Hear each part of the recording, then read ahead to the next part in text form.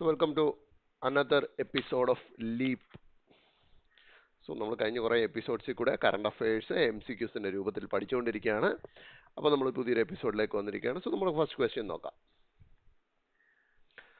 നമുക്ക് റീസെൻ്റ് ആയിട്ട് നമുക്കറിയാം ഏറ്റവും ഹോട്ട് ടോപ്പിക്കായിട്ട് ഇൻ്റർനാഷണൽ റിലേഷൻസിൽ നിൽക്കുന്ന ഒരു കാര്യം നമ്മുടെ സ്വന്തം ട്രംപിൻ്റെ വകയുള്ള താരിഫാണ് അല്ലേ. ഇന്ത്യക്ക് മുകളിൽ ഭീകരമായിട്ടുള്ള താരിഫ് ട്രംപ് ചാർത്തി തന്നിരിക്കുകയാണ്. സോ അതുമായിട്ട് റിലേറ്റ് ചെയ്തിട്ടുള്ള ഒരു ചോദ്യമാണ് ഇന്നത്തെ ആദ്യത്തെ ചോദ്യം. With reference to recent developments in the Indo US trade relations and the concept of tariffs consider the following statements. So ആദ്യത്തെ സ്റ്റേറ്റ്മെന്റ് നോക്കാം. An ad valorem tariff is levied as a fixed amount per unit of imported goods regardless of their value. അവിടെ നിങ്ങൾക്ക് രണ്ട് clue ആണ് തന്നിരിക്കുന്നത്. ശരിക്കും പറഞ്ഞാൽ അതൊരു ഭയങ്കര ക്ലൂ അതിനകത്ത് ഒളിഞ്ഞു കിടപ്പുണ്ട്. നോക്കൂ, ഇതിൻ്റെ വാക്കുകൾ ആഡ് വാലറം ഇങ്ങനെയാണ് ടേം പറയുന്നത്. ഇതാണ് ഒരു താരിഫിൻ്റെ പേര്. Okay, and it is levied as A fixed amount per unit of imported goods. അതായത് പെർ യൂണിറ്റ്, അതായത് ക്വാണ്ടിറ്റിക്ക് മുകളിൽ ചാർത്തപ്പെടുന്ന ഒരു ടാക്സ് ആണ് അല്ലെങ്കിൽ താരിഫാണ് ആഡ് വാലറം എന്ന് പറയുന്നു. റിഗാർഡ്ലെസ് ഓഫ് ദെയർ വാല്യൂ, അത് വാല്യൂവിൻ്റെ മുകളിലല്ല, പകരം നമ്പർ ഓഫ് യൂണിറ്റ്സ് ഇമ്പോർട്ട് ചെയ്യുന്നതിൻ്റെ അടിസ്ഥാനത്തിൽ. ഫോർ എക്സാമ്പിൾ, ഇന്ത്യയിൽ നിന്നും US ഒരു കാറുകൾ ഇമ്പോർട്ട് ചെയ്യുന്നു, ഇവിടുന്ന് എക്സ്പോർട്ട് ചെയ്യുന്നുണ്ട്. Okay, car. ഇപ്പോൾ ഫോർ എക്സാമ്പിൾ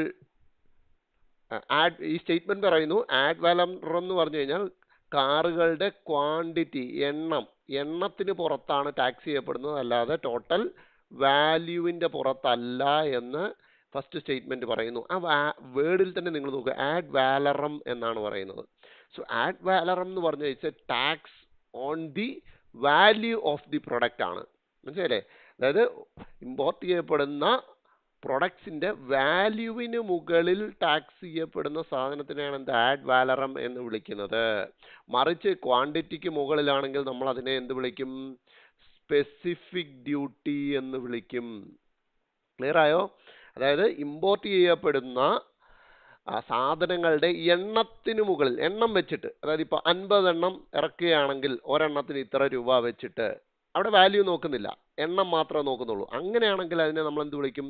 സ്പെസിഫിക് ഡ്യൂട്ടി എന്ന് വിളിക്കും. പകരം ഇറക്കുന്ന സാധനങ്ങളുടെ വാല്യൂവിനനുസരിച്ച്, ഇപ്പം നേരത്തെ നമ്മൾ പറഞ്ഞ 50 എണ്ണം എന്ന് പറഞ്ഞതിനകത്ത് ചിലപ്പം 10 എണ്ണം 1 കോടി രൂപയുടെ സാധനം ഉണ്ടാവും, 5 എണ്ണം 50 ലക്ഷം രൂപയുടെ സാധനം ഉണ്ടാവും. അപ്പം 1 കോടിക്ക് അതിൻ്റെ പെർസെൻറ്റേജ് ആയിരിക്കും, 50 ലക്ഷത്തിന് അതിൻ്റെ പെർസെൻറ്റേജ് ആയിരിക്കും. അങ്ങനെ വാല്യൂവിന് മുകളിൽ ടാക്സ് ചെയ്യപ്പെടുകയാണെങ്കിൽ അതിനെ നമുക്ക് എന്ത് വിളിക്കാൻ പറ്റും?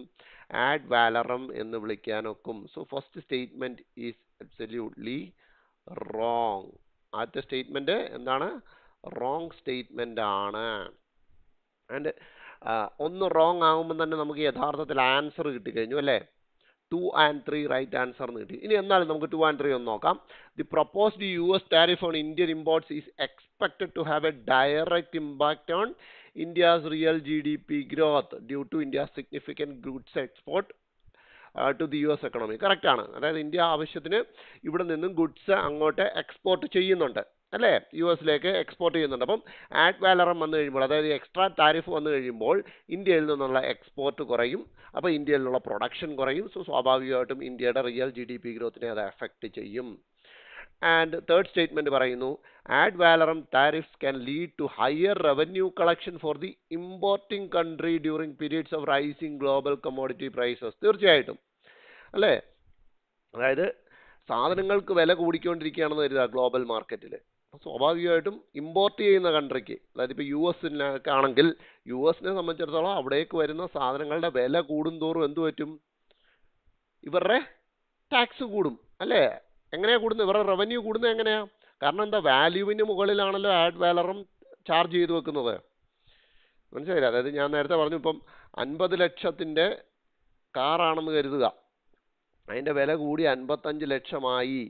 ആഡ് വാലറം എന്തിൻ്റെ പുറത്താണ്? ഈ 50 എന്ന് പറയുന്ന നമ്പർ വാല്യൂവിൻ്റെ പുറത്താണ് എന്ത് ആഡ് വാലറം അടിച്ചു ചാർത്തപ്പെടുന്നത്. അപ്പോൾ 55 ലക്ഷം ആകുമ്പോഴത്തേക്ക് എക്സ്ട്രാ റവന്യൂ ആർക്ക് കിട്ടുന്നു? ഏത് കൺട്രിയിലോട്ടാണോ ഇമ്പോർട്ട് ചെയ്യുന്നത് ആ കൺട്രിക്ക് കിട്ടുന്നു. So third statement is also true. അപ്പം ആഡ് വാലറമും സ്പെസിഫിക് ഡ്യൂട്ടിയും നിങ്ങളൊന്ന് ശ്രദ്ധിച്ചു വെക്കുക. കാരണം ഈ താരിഫ് ബേസ്ഡ് ആയിട്ടുള്ള ആ ഒരു ഏരിയയിൽ നിന്നും നമുക്ക് ചോദിക്കാൻ സാധ്യതയുള്ള ഒരു ചോദ്യമാണ് ഈ ആഡ് വാലറമും സ്പെസിഫിക് ഡ്യൂട്ടിയും. സെക്കൻഡ് ക്വസ്റ്റ്യനിലേക്ക് പോകുന്നു. PMLA ആക്ട് റീസെൻ്റ്ലി, അതായത് കഴിഞ്ഞ ഒരു 5 വർഷത്തെ UPSCയുടെ ട്രെൻഡ് വെച്ച് നോക്കുകയാണെങ്കിൽ ഈ വർഷം, അതായത് 2026 പ്രിലിംസിൽ ഈ ചോദ്യം ചോദിക്കാനുള്ള ഒരു സാധ്യത കാണുന്നുണ്ട്. കാരണം ആ ഒരു എന്താ പറയേണ്ടത്, ഒരു ഗവേണൻസ് പാർട്ടിൽ നിന്ന്, പ്രത്യേകിച്ച് ലോ ആൻഡ് ഓർഡർ സിറ്റുവേഷൻ അല്ലെങ്കിൽ അങ്ങനത്തെ കാര്യങ്ങളിൽ നിന്ന് കഴിഞ്ഞ ഒരു 5 വർഷത്തിന് മുകളിലായിട്ട് 2020 മുതൽ ഇങ്ങോട്ട് കൃത്യമായിട്ട് ചോദ്യങ്ങൾ വരുന്നുണ്ട്. ഞാൻ നേരത്തെ എപ്പിസോഡിൽ പറഞ്ഞ പോലെ നമുക്ക് ബെയിലിനെ കുറിച്ച് ചോദ്യം ചോദിച്ചിട്ടുണ്ട്, പരോളിനെ കുറിച്ച് ചോദ്യം ചോദിച്ചിട്ടുണ്ട്. അങ്ങനെയൊക്കെ ചോദിച്ച സ്ഥിതിക്ക് ഇപ്പോൾ ലാസ്റ്റ് ഇയർ ഉണ്ട് ED കുറിച്ച് ഒരു ചോദ്യം വന്നിരുന്നു. സോ അവർ ഹിന്റ് തരികയാണ് CED കുറിച്ച് അല്ലെങ്കിൽ ആ സിമിലർ ടൈപ്പ് ഓഫ് ഇൻസ്റ്റിറ്റ്യൂഷൻസിനെ കുറിച്ച് ഇനിയും ചോദ്യങ്ങൾ വരാം എന്നൊരു ഹിന്റ് അവിടെ തരിക. അപ്പോൾ അതിനകത്ത് ഏറ്റവും സിഗ്നിഫിക്കൻ്റ് ആയിട്ടുള്ള കാരണമാണ് PMLA act with reference to the prevention of money laundering act 2002 consider the following statements. കണ്ടോ, ഇങ്ങനത്തെ ഏരിയകളിൽ നിന്ന് നമ്മൾ, അതായത് പൊതുവെ ആസ്പിറൻസിനെ കുറിച്ച് ഞാൻ പറയാം. പൊതുവെ ആസ്പിറൻസ് ഒരു ന്യൂസ് മെറ്റീരിയൽ കണ്ടു കഴിഞ്ഞാൽ അതിനകത്ത് കൊടുത്തേക്കുന്ന കുറേ ഫാക്ട്സ് മഗപ്പ് ചെയ്യാൻ നോക്കും, കുറേ പെർസെൻറ്റേജുകൾ ഉണ്ടാവും, അങ്ങനത്തെ കാര്യങ്ങളൊക്കെ മഗപ്പ് ചെയ്യാൻ നോക്കും. പക്ഷേ UPSC ചോദിക്കുക അതിൻ്റെ ബേസിക് ആയിട്ടുള്ള ചില കാര്യങ്ങളായിരിക്കും. ഇപ്പോൾ ഫോർ എക്സാമ്പിൾ എന്താണ് മണി ലോണ്ടറിങ്? നമ്മൾ കേട്ടിട്ടുണ്ട് മണി ലോണ്ടറിങ് അല്ലേ, ഇപ്പം കള്ളപ്പണം വെളുപ്പിക്കൽ, ഇങ്ങനെയൊക്കെ നമ്മൾ വാക്കുകൾ കേട്ടിട്ടുണ്ട്. So what is money laundering എന്ന് ചോദിച്ചാൽ ഒരു പ്രോപ്പർ എക്സ്പ്ലനേഷൻ തരാൻ പലർക്കും പറ്റി എന്ന് വരത്തില്ല. പക്ഷേ അത് നമ്മൾക്ക് പഠിച്ചു വെച്ചേ പറ്റത്തുള്ളൂ. UPSCക്ക് അങ്ങനെ ചോദ്യം ചോദിക്കാം, മനസ്സിലായില്ല? അപ്പം മണി ലോണ്ടറിങ് എന്ത് എന്നുള്ള അങ്ങനത്തെ ബേസിക് കാര്യങ്ങളിൽ നിന്ന് നമുക്ക് സ്റ്റാർട്ട് ചെയ്യാനൊക്കണം. എന്നിട്ട് ആരാണ് ഇതുമായി ബന്ധപ്പെട്ടുള്ള കേസുകൾ അന്വേഷിക്കുന്നത്? ഒരു കേസ് വന്നു കഴിഞ്ഞാൽ, ഇപ്പോൾ ഒരു അലിഗേഷൻ വന്നു കഴിഞ്ഞാൽ അതിനെ PMLAയുടെ അണ്ടറിൽ പെടുത്തുമോ ഇല്ലയോ, അതെങ്ങനെ തിരിച്ചറിയാം? ഇങ്ങനത്തെ കാര്യങ്ങൾ നമ്മൾ ശ്രദ്ധിച്ചു നോക്കണം. ഓക്കെ, അതുമായിട്ട് ബന്ധപ്പെട്ടിട്ടാണ് ഈ ഒരു question. Under PMLA the burden of proof lies on ED to prove that property is derived from criminal activity. അതായത് ഒരു ക്രിമിനൽ ആക്ടിവിറ്റിയിൽ കൂടെയാണ് ഒരാൾ അയാളുടെ പ്രോപ്പർട്ടി കരസ്ഥമാക്കിയിരിക്കുന്നത് എന്ന് തെളിയിക്കേണ്ട ബാധ്യത EDക്കാണ്. ബർഡൻ ഓഫ് പ്രൂഫ് ഉള്ളത് EDയുടെ മുകളിൽ, എൻഫോഴ്സ്മെന്റ് ഡയറക്ടറേറ്റിന് മുകളിലാണ്. അതായത് തെളിയിക്കേണ്ടത് അന്വേഷണ ഏജൻസി തന്നെയാണ് എന്ന് ഫസ്റ്റ് സ്റ്റേറ്റ്മെന്റ് പറയുന്നു. സെക്കൻഡ് സ്റ്റേറ്റ്മെന്റ് പറയുന്നു an FIR under Indian penal code is a mandatory prerequisite for initiating proceedings under PMLA. PMLA പ്രകാരം തുടർ നടപടികൾ എടുക്കണമെങ്കിൽ എന്ത് വേണം? FIR മാൻഡേറ്ററി ആണ് എന്ന് സെക്കൻഡ് സ്റ്റേറ്റ്മെന്റ് പറയുന്നു. ഞാൻ ഉറപ്പിച്ച് പറയാം, ഈ ന്യൂസ് കൃത്യമായിട്ട് വായിച്ചിട്ടില്ലാത്ത കുട്ടികളെ സംബന്ധിച്ചിടത്തോളം ഇപ്പോൾ കൺഫ്യൂസ്ഡ് ആയിട്ടായിരിക്കും ഇരിക്കുക. അപ്പോൾ ഞാൻ പറഞ്ഞല്ലോ, നമുക്ക് ആദ്യം എന്താണ് PMLA അല്ലെങ്കിൽ മണി ലോണ്ടറിങ് എന്താണ് എന്ന് നമുക്ക് അവിടുന്ന് പഠിച്ചു തുടങ്ങാം. മണി ലോണ്ടറിങ് എന്ന് പറയുന്ന കാര്യത്തെ കൃത്യമായിട്ട് PMLA, അതായത് പ്രിവെൻഷൻ ഓഫ് മണി ലോണ്ടറിങ് ആക്ടിന്റെ സെക്ഷൻ 3ൽ ഡിഫൈൻ ചെയ്തിട്ടുണ്ട്. An act through which processes or activities connected to the proceeds of crime are concealed, possessed, acquired or used and projected as untainted property. അതായത് ഒരു ക്രൈമിന്റെ ഭാഗമായിട്ട്, ഒരു ക്രൈമിലൂടെ നേടിയെടുത്ത property, മനസ്സിലായി? ഒരു ക്രൈമിലൂടെ നേടിയെടുത്ത പ്രോപ്പർട്ടി അതിനെ നല്ല മാർഗത്തിൽ കൂടെ നേടിയെടുത്തതാണ് എന്ന് പ്രൊജക്റ്റ് ചെയ്യുന്നു, കാണിക്കുന്നു. അങ്ങനെ കാണിക്കുന്ന തരം കാര്യങ്ങളൊക്കെ എന്തിൻ്റെ കീഴിൽപ്പെടും? മണി ലോണ്ടറിങ്ങിൻ്റെ കീഴിൽപ്പെടും. ഇപ്പോൾ ഫോർ എക്സാമ്പിൾ പറയുകയാണെങ്കിൽ ഒരു ക്രൈമിൽ കൂടെ കിട്ടിയ കുറേ പണം, ആ പണത്തിനെ നമ്മൾ എന്താണ് രൂപം മാറ്റി ഞാൻ പ്രൊജക്റ്റ് ചെയ്യുന്നത് എന്താണ്? ഇതെനിക്ക് നേരായ മാർഗത്തിൽ കൂടെ കിട്ടിയ പണമാണ് എന്ന് ഞാൻ പ്രൊജക്റ്റ് ചെയ്യുകയാണെങ്കിൽ അത് മണി ലോണ്ടറിങ്ങിൻ്റെ കീഴിൽപ്പെടും. ഇനിയും എനിക്കൊരു ക്രൈമിൻ്റെ ഭാഗമായിട്ട് കിട്ടിയതാണ്, അല്ലെങ്കിൽ ഒരു ടെററിസ്റ്റ് ആക്ടിവിറ്റിയുടെ ഭാഗമായിട്ട് കിട്ടിയ കുറച്ച് ലാൻഡ് ഉണ്ടെന്ന് കരുതുക. ഞാനത് എമൗണ്ട് ആയിട്ട് മേടിക്കുന്നത് ലാൻഡായിട്ടാണ് മേടിച്ചെന്ന് കരുതുക. അതൊരു പ്രോപ്പർട്ടി ആണല്ലോ. സോ ഞാൻ പറയും എനിക്കിത് ലെജിറ്റിമേറ്റ്ലി കിട്ടിയതാണെന്ന് ഞാൻ കള്ളത്തെളിവുകൾ ഉണ്ടാക്കിയെന്ന് കരുതുക. അതും എന്തിൻ്റെ ഇടയിൽപ്പെടും? മണി ലോണ്ടറിങ്ങിൻ്റെ ഇടയിൽപ്പെടും. അപ്പം മണി ലോണ്ടറിങ് എന്താണെന്നുള്ള ഐഡിയ കിട്ടി. ഓക്കെ, ഇത്രയും കിട്ടിയ സ്ഥിതിക്ക് ബാക്കി രണ്ട് കാര്യങ്ങൾ നമ്മൾ അറിഞ്ഞിരിക്കണം. ബർഡൻ ഓഫ് പ്രൂഫ് എന്ന് പറയുന്നത് ഒരിക്കലും അന്വേഷണ ഏജൻസിയുടെ മുകളിലല്ല, but it is on the accused. ആരാണോ ഇതിൽ അക്യൂസ്ഡ് ആയിട്ടിരിക്കുന്നത്. അയാളാണ് തെളിയിക്കേണ്ടത് എൻ്റെ പ്രോപ്പർട്ടി ഞാൻ ത്രൂ ലീഗൽ മെത്തേഡ്സിൽ കൂടെ അക്വയർ ചെയ്തതാണ്, അല്ലാതെ അതിന് മണി ലോണ്ടറിങ്ങിൻ്റെ അടിയിൽ പെടുന്നതല്ല. സോ ബേർഡൻ ഓഫ് പ്രൂഫ് ഒരിക്കലും ഇ ഡിയുടെ മുകളിൽ, അന്വേഷണ ഏജൻസിയുടെ മുകളിൽ അല്ല ഉള്ളത്. പകരം അതുള്ളത് ആരുടെ മുകളിലാണ്? അത് ആരാണോ അക്യൂസ്ഡ് ആയിട്ടുള്ളത്, കുറ്റാരോപിതൻ ആരാണോ അയാളാണ് തെളിയിക്കേണ്ടത്. രണ്ടാമത്തെ കാര്യം, ഒരു FIR മാൻഡേറ്ററി അല്ല. മനസ്സിലായില്ലേ? FIR മാൻഡേറ്ററി അല്ല എന്ന് ആര് പറഞ്ഞിട്ടുണ്ട്? സുപ്രീം കോർട്ട് തന്നെ പറഞ്ഞിട്ടുണ്ട്. സുപ്രീം കോർട്ട് പറഞ്ഞിട്ടുണ്ട് FIR മാൻഡേറ്ററി അല്ല, പകരം ECIR എന്ന് പറയുന്ന കാര്യം ഉണ്ടാവണം എന്ന് പറഞ്ഞിട്ടുണ്ട്. അപ്പൊ എന്താണ് ECIR എന്ന് പറഞ്ഞു കഴിഞ്ഞാൽ? ഒന്ന് എക്സ്പ്ലനേഷൻ ഒന്ന് മനസ്സിൽ ചിന്തിച്ചു നോക്കൂ. ECIR എന്ന് പറഞ്ഞാൽ enforcement case information report. Enforcement case information report എന്നാണ് ECIRന്റെ ഫുൾ ഫോം നമുക്ക് പറയാം. അപ്പം ECIR ഉണ്ടായിരിക്കണം, പകരം FIR മാൻഡേറ്ററി അല്ല എന്നേ പറയുന്നുള്ളൂ. FIR വേണ്ട എന്നൊന്നും പറയുന്നത് FIR മാൻഡേറ്ററി അല്ല എന്നേ പറയുന്നുള്ളൂ. മൂന്നാമത്, മെയിനായിട്ട് എങ്ങനെ PMLA പ്രൊസീഡിങ്സ് സ്റ്റാർട്ട് ചെയ്യാമെന്ന് ചോദിച്ചാൽ, ഒരു ഷെഡ്യൂൾഡ് ഒഫൻസ് അവിടെ നടന്നതായിട്ട് ബോധ്യപ്പെട്ടിരിക്കണം. മനസ്സിലായോ? ഷെഡ്യൂൾഡ് ഒഫൻസ് എന്ന് പറഞ്ഞാൽ എന്താ? an offense against state. സ്റ്റേറ്റിനെതിരെ. അങ്ങനെയാണല്ലോ മണി ലോണ്ടറിംഗ് എന്ന് പറയുമ്പോൾ അതാണല്ലോ, സ്റ്റേറ്റിനെതിരെയാണല്ലോ അവിടെ നടക്കുന്നത്. അതായത് സർക്കാർ സംവിധാനങ്ങൾക്കെതിരെ ഒരാൾ കള്ളത്തരത്തിൽ കൂടെ അല്ലെങ്കിൽ ക്രൈമിൽ കൂടെ മണി സ്വരൂപിക്കുന്നു. അതിനെയാണല്ലോ നമ്മൾ മണി ലോണ്ടറിങ് എന്ന ഡെഫിനിഷനിൽ പഠിച്ചിരിക്കുന്നത്. അപ്പം എന്താണ് ഒരു കൃത്യമായിട്ടുള്ള റിക്വയർമെന്റ്, PMLA പ്രകാരം കേസെടുക്കാനുള്ള റിക്വയർമെന്റ് എന്ന് പറഞ്ഞു കഴിഞ്ഞാൽ തീർച്ചയായിട്ടും ഒരു ഷെഡ്യൂൾഡ് ഒഫൻസ് നടന്നിരിക്കണം. മനസ്സിലായില്ല? അപ്പോൾ scheduled offence against the state നടന്നിട്ടുണ്ടെങ്കിൽ തീർച്ചയായിട്ടും PMLA പ്രകാരം കേസ് രജിസ്റ്റർ ചെയ്യാം. അതിനൊരു FIR മാൻഡേറ്ററി അല്ല, പകരം ഒരു ECIR ഉണ്ടാവണം. ECIR എന്ന് പറഞ്ഞാൽ actually it's an internal ഡോക്യുമെന്റാണ്.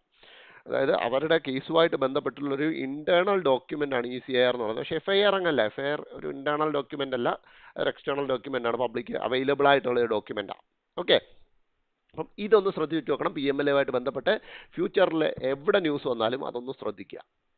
So, right answer for this question is neither 1 nor 2.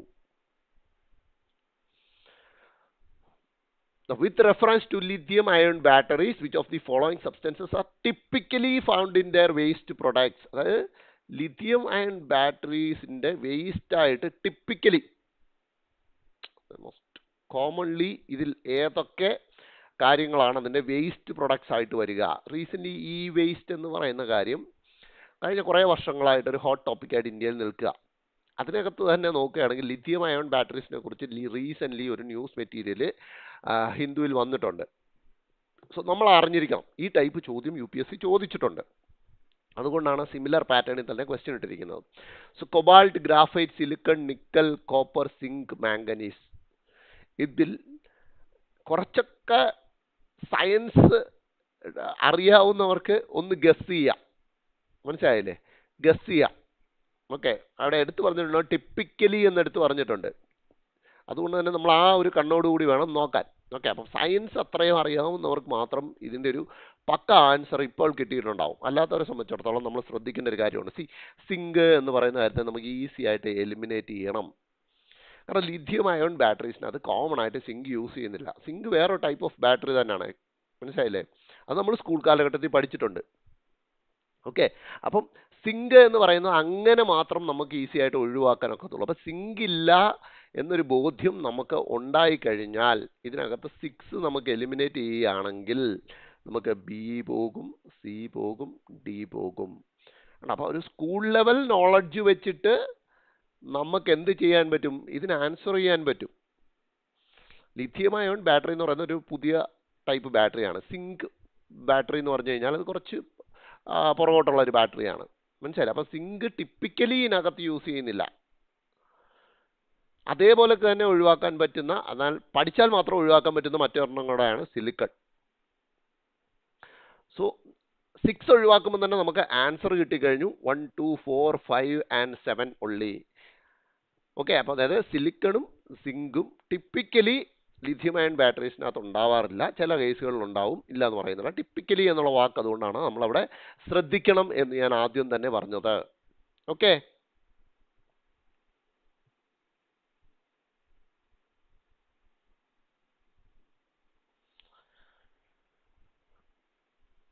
next question. Which of the following agencies is responsible for conducting comprehensive annual modular survey? ഇതിനെക്കുറിച്ച് multiple articles different news പേപ്പേഴ്സിൽ recently ഉണ്ടായിരുന്നു. അതായത് ഇതിനെക്കുറിച്ചല്ല actually, വേറൊരു കാര്യം പറഞ്ഞു പോയപ്പോൾ ഇത് അതിനകത്ത് മെൻഷൻ ചെയ്തിട്ടാണ് പല ആർട്ടിക്കിൾസിലും ഇന്നുണ്ടായിരുന്നത്. സോ നമ്മൾ അങ്ങനെ ഹെഡ്ലൈൻ വായിച്ച് മാത്രം പോകുന്ന ഒരാളെ സംബന്ധിച്ചിടത്തോളം ഇത് ഒരിക്കലും കണ്ടിൽപ്പെട്ടിട്ടുണ്ടാവില്ല. എന്നാൽ നമ്മളിത് പഠിച്ചു വെച്ചിരിക്കണം. കോംപ്രിഹെൻസീവ് ആനുവൽ മോഡ്യുലർ സർവേ എന്നാണ് അതിൻ്റെ പേര്.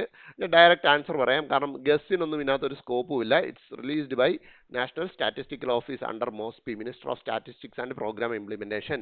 അപ്പം കോംപ്രിഹെൻസീവ് ആനുവൽ മോഡുലർ സർവേയിൽ കൂടെ എന്ത് നമുക്ക് കിട്ടുന്നു എന്ന് ചോദിച്ചു കഴിഞ്ഞാൽ, it provides annual employment and other socio economic data. അതായത് NSO എന്ന് പറയുന്ന മോസ്പിക്ക് കീഴിലുള്ള ആ സ്ഥാപനം, നാഷണൽ സ്റ്റാറ്റിസ്റ്റിക്കൽ ഓഫീസ്, ഇന്ത്യയിലെ ഏറ്റവും കൂടുതൽ സർവേസ് നടത്തുന്ന ഒരു സ്ഥാപനമാണ്. നമുക്കൊരു സെപ്പറേറ്റ് മിനിസ്റ്റർ തന്നെ ഉണ്ടല്ലോ, മോസ്പി, സ്റ്റാറ്റിസ്റ്റിക്സ് ആൻഡ് പ്രോഗ്രാം ഇംപ്ലിമെൻറ്റേഷൻ വേണ്ടി സെപ്പറേറ്റ് മിനിസ്റ്റർ തന്നെ ഉണ്ട്. അപ്പോൾ അതിൻ്റെ കീഴിൽ ഡൈവേഴ്സ് ആയിട്ടുള്ള സർവേസ് നടത്തുന്ന ഒരു സ്ഥാപനമാണ് NSO എന്ന് പറയുന്നത്. മനസ്സിലായി? അവരുടെ സർവേകളാണ് നമുക്ക് സ്ഥിരമായിട്ട് പത്രത്തിൽ എക്കണോമി സെഷനിൽ ഏറ്റവും കൂടുതൽ ഇന്ത്യ ഇപ്പോൾ എങ്ങനെ മൂവ് ചെയ്യുന്നു എന്നുള്ള ഒരു ഡേറ്റ തരുന്നത്. അപ്പം അതിൽപ്പെടുന്ന, അതായത് ആനുവൽ എംപ്ലോയ്മെൻ്റ് എങ്ങനെയാണ്, ബാക്കിയുള്ള സോഷ്യോ എക്കണോമിക് ഡേറ്റ, അങ്ങനത്തെ കാര്യങ്ങൾ ഫുള്ള് തരുന്ന, അതാണ് പേര് കോംപ്രിഹെൻസീവ് ആനുവൽ മോഡ്യുലർ സർവേ എന്ന് പേരിട്ടിരിക്കുന്നത്.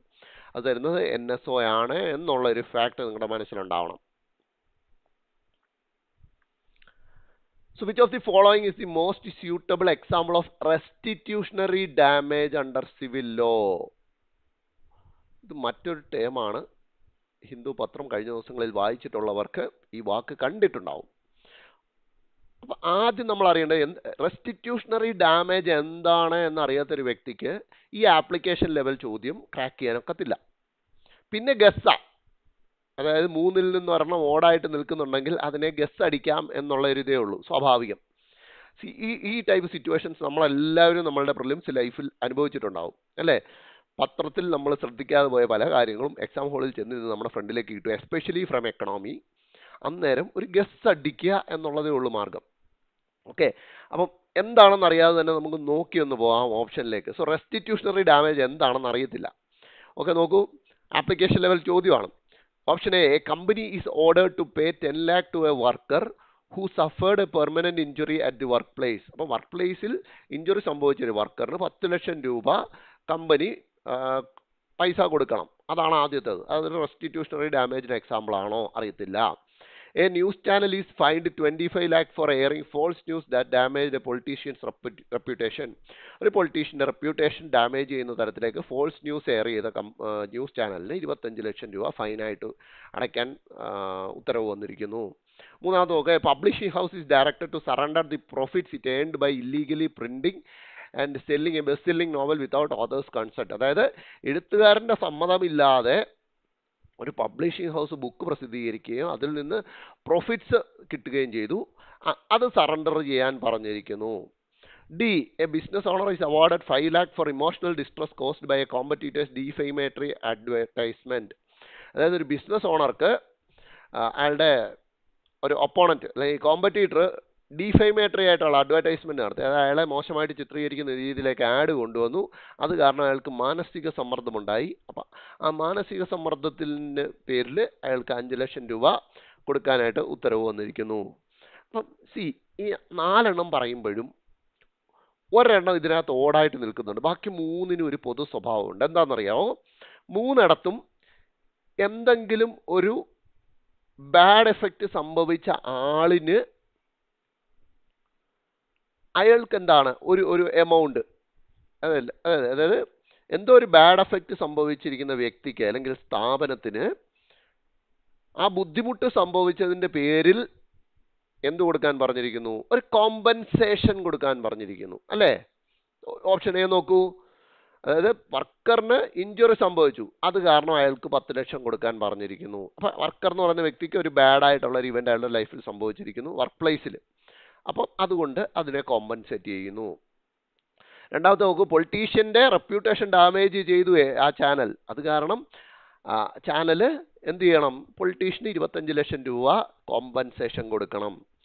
ഡി ഓപ്ഷൻ നോക്കൂ, ഇമോഷണൽ ഡിസ്ട്രസ്, അതായത് കോമ്പറ്റീറ്റർ മറ്റേ ആൾക്ക് പണി കൊടുത്തു അഡ്വർടൈസ്മെന്റിൽ കൂടെ, അപ്പോൾ അയാൾക്ക് അത് കാരണം മാനസിക ബുദ്ധിമുട്ടുണ്ടായി, അതിന് കോമ്പൻസേറ്റ് ചെയ്യാനായിട്ട് എന്ത് കൊടുത്തു, 5 ലക്ഷം രൂപ കൊടുക്കണം എന്ന് പറഞ്ഞു. അപ്പൊ ഇവിടെ എല്ലായിടത്തും ഞാൻ കോമൺ ആയിട്ട് യൂസ് ചെയ്തൊരു വാക്കുണ്ട്, എന്താ, കോമ്പൻസേഷൻ എന്ന് പറയുന്നത്.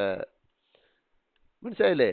So A, B and D are compensatory damages. അവിടെ സംഭവിച്ചിരിക്കുന്നത് കോമ്പൻസേറ്ററി ഡാമേജസ് ആണ്, അതുകൊണ്ടാണ് അവിടെയൊക്കെ കോമ്പൻസേഷൻ കൊടുക്കാൻ ആവശ്യപ്പെട്ടിരിക്കുന്നത്. But in the case of option C, option സിയിൽ എന്താ സംഭവിച്ചിരിക്കുന്നത്, അതായത് ഒരു ഓഥറിന്റെ സമ്മതമില്ലാതെ പബ്ലിഷിംഗ് ഹൗസ് അയാളുടെ പുസ്തകം വിറ്റ് കാശുണ്ടാക്കി. മനസ്സിലായി? ആ ഉണ്ടാക്കിയ പ്രോഫിറ്റ് സറണ്ടർ ചെയ്യാൻ ആവശ്യപ്പെട്ടിരിക്കുന്നത്. അതായത് അവരൊരു നേരായ മാർഗത്തിൽ കൂടെ അല്ലാതെ, പബ്ലിഷിംഗ് ഹൗസ് നേരായ മാർഗത്തിൽ കൂടെ അല്ലാതെ പ്രോഫിറ്റ് ഉണ്ടാക്കി, ആ ഉണ്ടാക്കിയ ആ ഒരു അഡ്വാൻറ്റേജ് അവർക്ക് കിട്ടിയല്ലോ, ആ പ്രോഫിറ്റിനെ സ്റ്റോപ്പ് ചെയ്യുകയാണ്. അതായത് അവർക്കുണ്ടായ ഒരു എന്താ, അവർക്ക് അർഹതയല്ലാത്ത ആ ഒരു അഡ്വാൻറ്റേജിനെ തടയുകയാണ് സി ഓപ്ഷനിൽ കൂടെ ചെയ്തിരിക്കുന്നത്. മനസ്സിലായോ? അവിടെ ഓഥർക്ക് കോമ്പൻസേറ്റ് ചെയ്തു എന്ന് പറയുന്നില്ല, ആ പബ്ലിഷിംഗ് ഹൗസ് ഉണ്ടാക്കിയ, ഇവിടെ പറയുന്നുണ്ട് എന്താ, to surrender the profits it earned by illegally printing എന്നാ പറഞ്ഞേക്കും. അപ്പൊ സറണ്ടർ ദി പ്രോഫിറ്റ്, അവരുണ്ടാക്കിയ പ്രോഫിറ്റിനെ തടയുകയാണ്. മനസ്സിലായില്ലേ? അങ്ങനെ ഉള്ള ആ ഒരു പ്രോസസ്സിനെയാണ് നമ്മൾ റെസ്റ്റിറ്റ്യൂഷൻ എന്ന് വിളിക്കുന്നത്. സോ 2 തരം ഡാമേജസ് ആണ് പ്രധാനമായിട്ടും ഉള്ളത്, ഒന്ന് റെസ്റ്റിറ്റ്യൂഷണറി ഡാമേജും ഒന്ന് കോമ്പൻസേറ്ററി ഡാമേജസും. So restitutionary damages are awarded to take away the wrong doer's unfair gain. അപ്പൊ അൺഫെയർ ആയിട്ടൊരു ഗെയിൻ ഉണ്ടാക്കിയാൽ അതിനെ എടുത്തു മാറ്റുകയാണ് എന്ത്, റെസ്റ്റിറ്റ്യൂഷണറി പ്രോസസ്സിൽ കൂടെ ചെയ്യുന്നത്. മനസ്സിലായോ? ഇവിടെ അതാണ് ചെയ്തിരിക്കുന്നത്. അതായത് പബ്ലിഷിംഗ് ഹൗസ് അൺഫെയർ ആയിട്ടാണ് എന്ത്, അവിടെ ഒരു പ്രോഫിറ്റ് ഉണ്ടാക്കിയിരിക്കുന്നത്, അതിനെ എടുത്തു മാറ്റുകയാണ് ചെയ്തത്. പകരം അവിടെ ആർക്ക് കോമ്പൻസേഷൻ കൊടുത്തായിട്ട് പറയപ്പെടുന്നില്ല. അതേസമയം കോമ്പൻസേറ്ററി ഡാമേജ് എന്ന് പറഞ്ഞാൽ എന്താ, ഒരാൾക്ക് അയാളുടെ ലൈഫിൽ ഇപ്പോൾ നോർമൽ സിറ്റുവേഷനിൽ പോവുകയായിരുന്നെങ്കിൽ അയാൾക്ക് കിട്ടേണ്ട ഒരു എമൗണ്ട് ഉണ്ട്, അല്ലെങ്കിൽ കിട്ടേണ്ട ഒരു അഡ്വാൻറ്റേജ് ഉണ്ട്, അത് എന്തെങ്കിലും ഒരു കാരണം കിട്ടുന്നില്ല എന്നുണ്ടെങ്കിൽ അന്നേരം അതിനെ കോമ്പൻസേറ്റ് ചെയ്ത് കൊടുക്കുന്നതാണ് കോമ്പൻസേറ്ററി ഡാമേജ് എന്ന് പറയുന്നത്. ഓക്കെ, ക്ലിയർ ആയല്ലോ? ഈ ടൈപ്പ് ചോദ്യങ്ങൾ നമ്മൾക്ക് പ്രതീക്ഷിക്കാം. അപ്പം ഇത്രയും ക്ലിയർ ആയി എന്ന് കരുതുന്നു.